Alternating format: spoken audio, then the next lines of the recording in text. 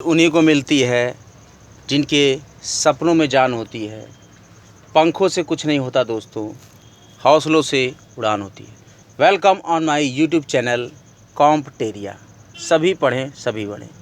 In the previous lecture of sociology PGT and GIC प्रवक्ता सोशियोलॉजी we will discuss about manism, मानववाद, जीववाद या आत्मवाद, एनिमिज्म, धर्म के सरल रूप सिद्धांत। हम ये पढ़ रहे हैं धर्म और जादू। अब बिना समय गवाए हम आज का लेक्चर फ्रेजर का सिद्धांत स्टार्ट करते हैं। फ्रेजर ने कहा है कि जीवन का मुख्य संकट झेलने के लिए धर्म और तंत्र मंत्र दो रास्ते हैं। आदिम समाज में मनुष्य ने जीवन की वास्तविकताओं को झेलने के दो तरीके निकाले थे। एक तरीका तंत्र मंत्र जादू टोना का है। इसमें विश्वास करने वाले अलौकिक शक्ति के माध्यम से कार्य सिद्ध करते हैं। दूसरा तरीका है अलौकिक शक्तियों का सेवक बनकर उसकी पूजा करना है। यही धर्म कहलाता है। लेकिन फ्रेजर ने कहा है कि धर्म के सरल रूप में तंत्र मंत्र और धर्म आदिम समाज में भी विद्यमान था। विज्ञान का आखिरी चरण तंत्र मंत्र की तरह कारण और प्रभाव पर निर्भर करता है, लेकिन तंत्र मंत्र के विपरीत ये वास्तविक अन्योन्याश्रिता पर निर्भर है, जिसको सिद्ध किया जा सकता है। इस प्रकार से तंत्र मंत्र, धर्म और विज्ञान समाज में एक ही वास्तविकता के तीन चरण हैं। नाउ नेचुरलिज्म, प्रकृतिवाद। प्रकृति और प्राकृतिक वस्तुओं की पूजा अर्चना से धर्म की उत्पत्ति मानने वाला विचार प्रकृतिवाद कहलाया। मैक्स मूलर प्रकृतिवाद के प्रतिपादक हैं। इन्होंने कहा है कि प्रारंभ में सूर्य, चंद्रमा, पृथ्वी इत्यादि की पूजा की जाती थी। नाउ सोशल थ्योरी, सामाजिक सिद्धांत। इमाइल दुर्खिम कहते हैं धर्म एक सामाजिक तथ्य है और धर्म की उत्पत्ति समाज से हुई है। समाज ही ईश्वर है। धर्म से संबंधित वस्तुएं पवित्र मानी जाती हैं। धर्म का एक जटिल स्वरूप है। धर्म के इस रूप की निम्नलिखित विशेषताएं हैं जो कि मैं आपसे चर्चा कर रहा हूं। इसका अपना एक इतिहास है, इसलिए इसके मूल का पता लगाया जा सकता है। ये संस्थापित धर्म है। संस्थापक अलौकिक और ईश्वरीय शक्तियों से संपन्न है।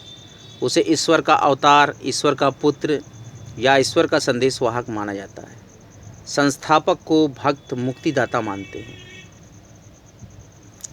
इसके विश्वास और धार्मिक कृत्य संहिताबद्ध और पुस्तक के क्रम में उपलब्ध हैं। धार्मिक पुस्तकों को परम पवित्र माना जाता है और यह भी माना जाता है कि उनमें ईश्वर या उसके प्रतिनिधि के पवित्र शब्द हैं और देवता के रूप में उनकी पूजा की जाती है। धर्म के इस रूप में बहुत ज़्यादा व्यक्तिवाद है। धार्मिक चमत्कार के व्यक्तिगत अनुभव पर इसमें बल दिया जाता है। संस्थापक के व्यक्तित्व के इर्द गिर्द आस्था संगठित है। ये धर्म का बहुत ही उच्च बौद्धिक स्वरूप है। इसमें अनेक सिद्धांत प्रतिपादित हैं जिनमें इनके भक्तों को विश्वास कर उनका अनुसरण करना होता है। इस सिद्धांतवादी प्रणाली को चलाए रखने और ख़ास सिद्धांत का प्रचार करने के लिए धर्म विशेषज्ञों, प्रचारकों और साधुओं का एक वर्ग होता है जो अपना समस्त जीवन इस कार्य के लिए समर्पित कर देते हैं। जैसे कि बौद्ध धर्म के जटिल स्वरूप का उदाहरण है। धर्म के मिश्रित स्वरूप होते हैं। धर्म के इस रूप में सरल और जटिल धर्म के इन दोनों रूपों के मिले जुले तत्व मिलते हैं। इस धर्म के बौद्धिक स्पष्टीकरण हैं, लेकिन इसका कोई इतिहास नहीं है। इस प्रकार के धर्म का सर्वोत्तम उदाहरण हिंदू धर्म है, जिसे परंपरागत रूप से सनातन धर्म कहा जाता है। भारतीय समाज के विभिन्न प्रकार के धर्मों के विश्वास, व्यवहार और प्रभाव के बारे में मैं चर्चा करने जा रहा हूँ। भारत कोई राज्य धर्म नहीं है। भारत एक धर्मनिरपेक्ष राज्य है। यहाँ सब प्रकार के धर्मों के पालन और विश्वास की स्वतंत्रता है।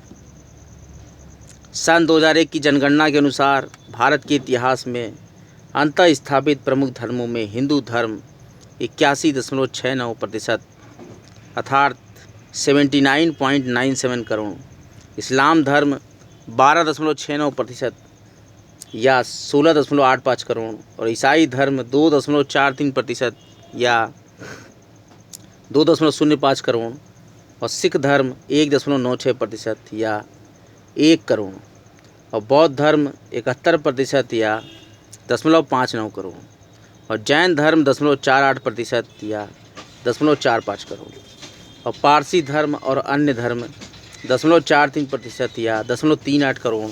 ऐसे ही डाटा हमें 2001 की जनगणना से प्राप्त हुए थे। अब अगर व्याख्या करें तो हम देखें कि हिंदू धर्म के बारे में हम क्या जानते हैं। हिंदू धर्म प्राचीनतम धर्म है। ये सामाजिक, सांस्कृतिक और व्यवहारों में पवित्रता, आध्यात्मिक विश्वासों की एक लंबी विकास प्रक्रिया का परिणाम है।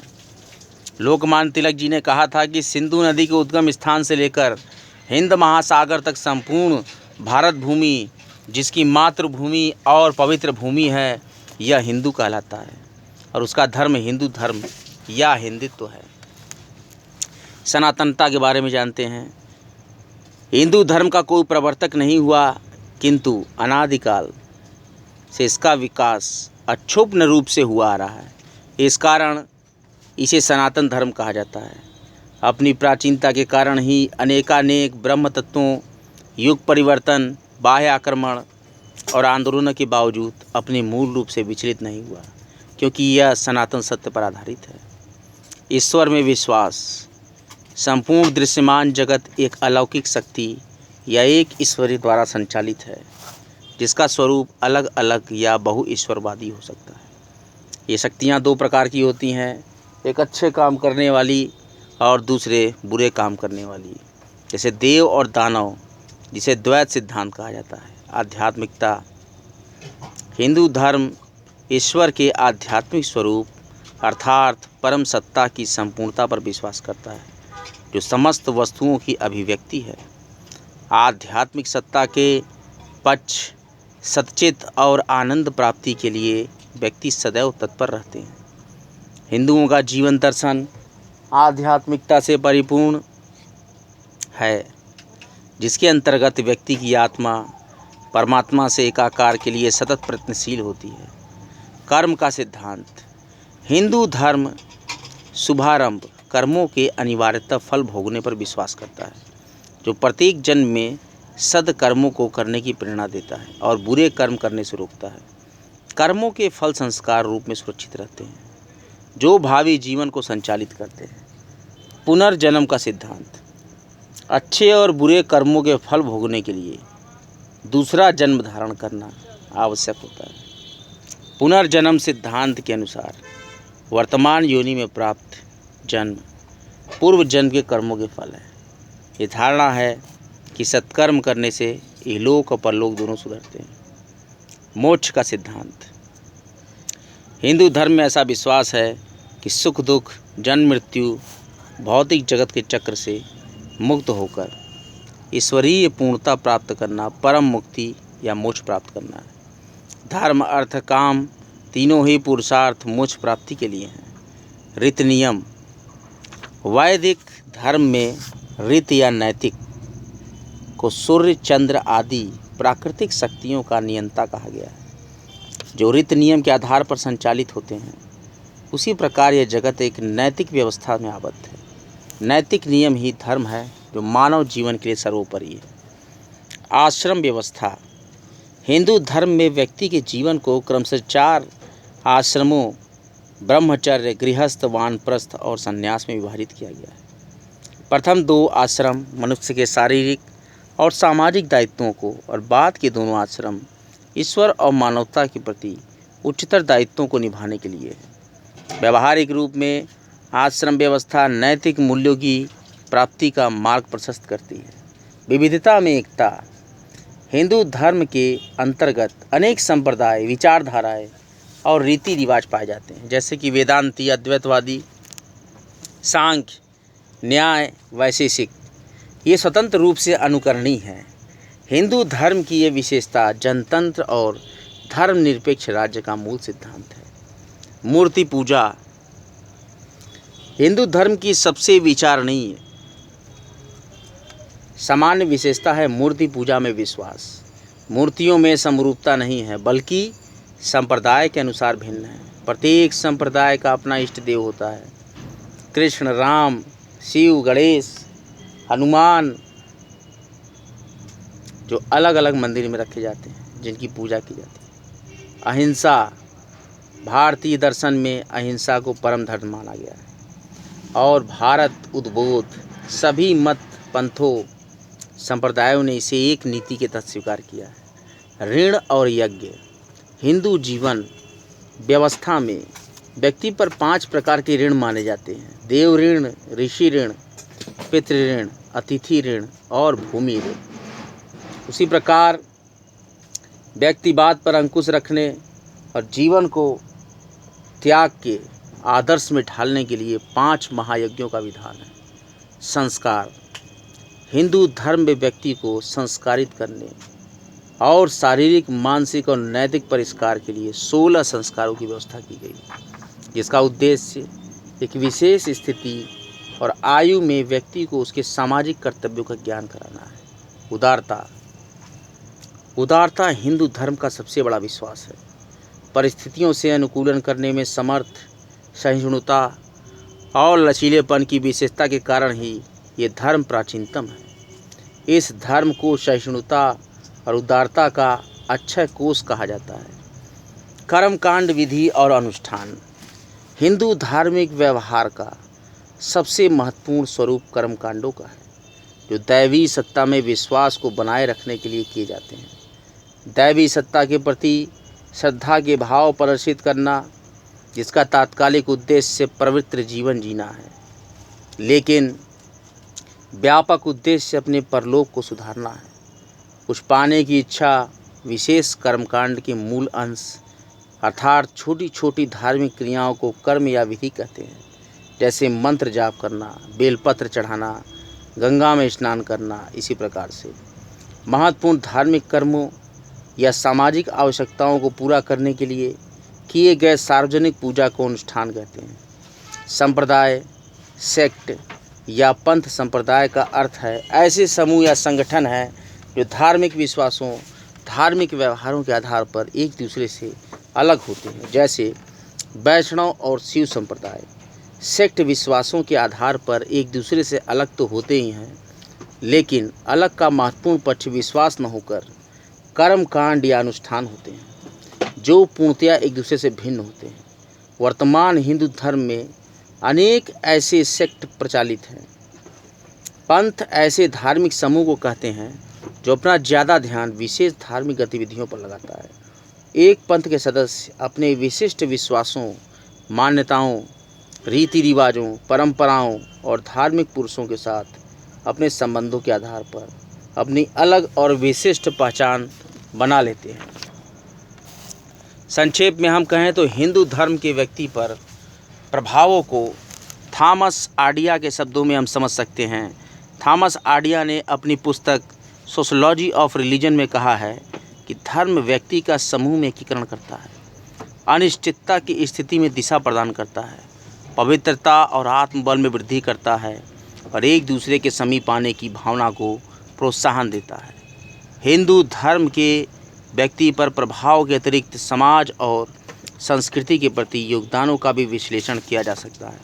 हिंदू धर्म भारतीय समाज और संस्कृति का पथ प्रदर्शक है, जिसने भारतीय समाज के संगठन, सामाजिक एकता, नियमों और नैतिकता, सामाजिक नियंत्रण, परिवर्तन, पवित्रता की भावना, व्यक्ति के चरित्र निर्माण और सद्गुणों का विकास, कर्तव्य का निर्धारण, भावात्मक सुधार, मनोरंजनात्मक कार्य, संस्कृति और समाज की रक्षा आदि पर विस्तृत प्रभाव डाले हैं।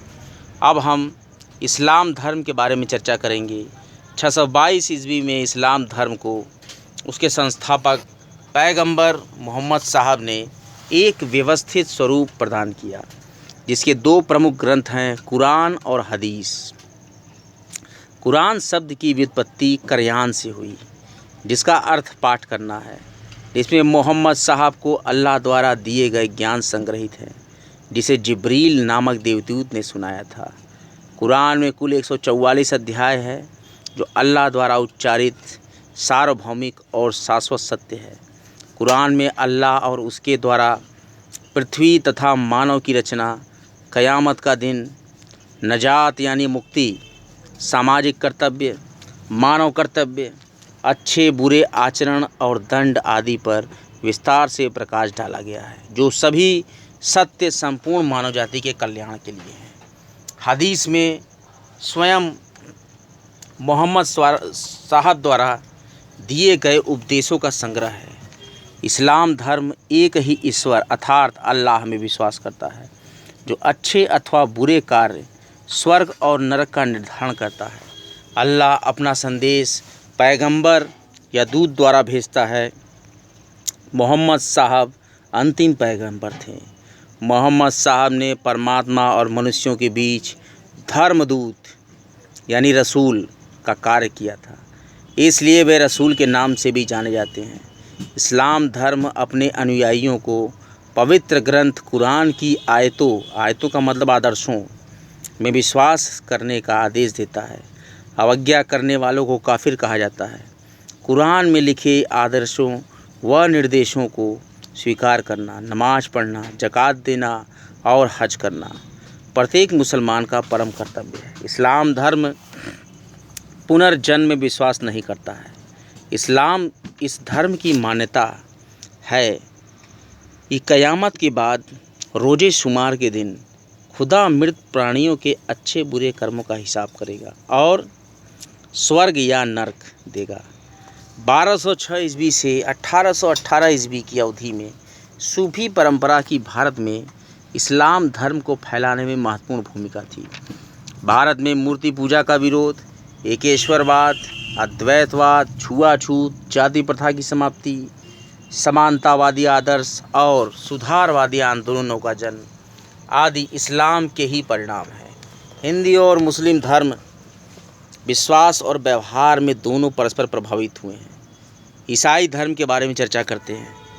ईस्वी के प्रारंभ में फिलिस्तीन बेथलेहम में एक यहूदी स्त्री मरियम ने ईसाई धर्म के संस्थापक ईसा मसीह को जन्म दिया, जिन्हें देवीय पुत्र माना जाता है।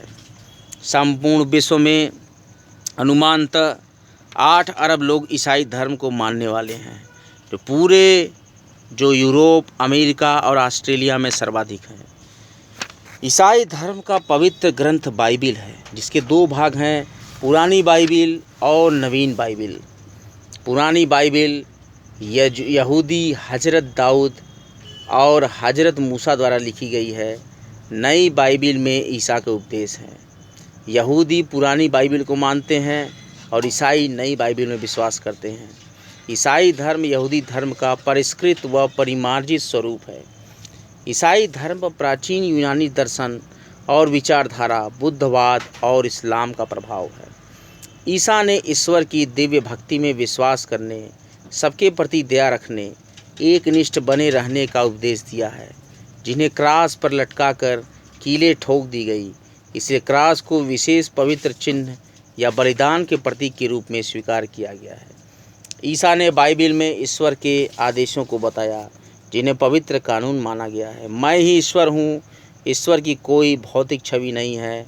ईश्वर अनंत और संपूर्ण विश्व का संप्रभु शासक है। संबंध को याद करना, माता पिता का आदर करना, मनुष्य को ईश्वर और उसके कानून की रक्षा करनी चाहिए। तुम चोरी नहीं करोगे। तुम अपने पड़ोसी के विरोध में झूठी गवाही नहीं दोगे। तुम लालच नहीं करोगे। ईसाई धर्म एकेश्वरवाद में विश्वास करता है और मूर्ति पूजा का विरोधी है। अलौकिक और निराकार एक ईश्वर संपूर्ण मानव का पालन पोषण करता है, उन पर दया रखता है, उनके हृदयों को शुद्ध करता है। ईश्वर का रूप और शक्ति आत्मा है। बपतिस्मा संस्कार द्वारा व्यक्ति को शुद्ध कर पवित्र आत्मा के निकट लाया जाता है, जो त्रियकवाद यानी कि ईश्वर, ईसा और पवित्र आत्मा का एक रूप है, इसमें विश्वास करता है। ईसा को ईश्वर तक पहुंचने का माध्यम है। चर्च को ईसा का शरीर कहा जाता है, जिसमें पवित्र आत्मा निवास करती है। चर्च में विवाह और सदस्यता प्रत्येक ईसाई के लिए अनिवार्य है। ईसाई धर्म में 5 अनुष्ठान माने गए हैं। बपतिस्मा यानी ईसाई धर्म स्वीकार कर पवित्र आत्मा के पास लाना। पुष्टिकरण, आत्मनिवेदन, ईश्वर की शरण में आत्मसमर्पण कर क्षमा याचना करना। पवित्र संचार, सामूहिक पूजा और भोज। विवाह, पवित्र और पारिवारिक जीवन। इस्लाम धर्म समानता और भाईचारे के सिद्धांत को स्वीकारता है। सभी मनुष्य परमेश्वर की संतान हैं। मानव कल्याण की भावना, दीन दुखियों की सेवा ही सच्ची ईश्वर सेवा है। ईसाई धर्म ने भारतीय समाज को अनेक रूपों में प्रभावित किया है। ईसाई मिशनरियों ने अनेक ऐसे कार्य किए हैं जिससे समाज में समानता की भावना विकसित हुई।